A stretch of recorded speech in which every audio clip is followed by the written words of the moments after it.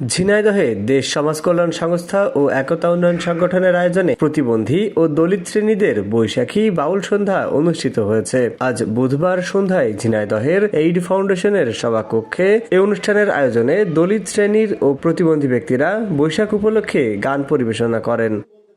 এ সময় উপস্থিত ছিলেন দেশ সমাজ কল্যাণ সংস্থার সভাপতি গোপাল চন্দ্র দাস, একতা উন্নয়ন সংগঠনের সাধারণ সম্পাদক সুমন পারভেজ, ঢাকা সিএসআইডির ট্রেনিং অফিসার বিপুল চক্রবর্তী সহ অন্যান্যরা। অনুষ্ঠানটির লক্ষ্য পিছিয়ে পড়া জনগোষ্ঠীকে মূলধারার মানুষের কাছে নতুন করে পৌঁছে দেয়া।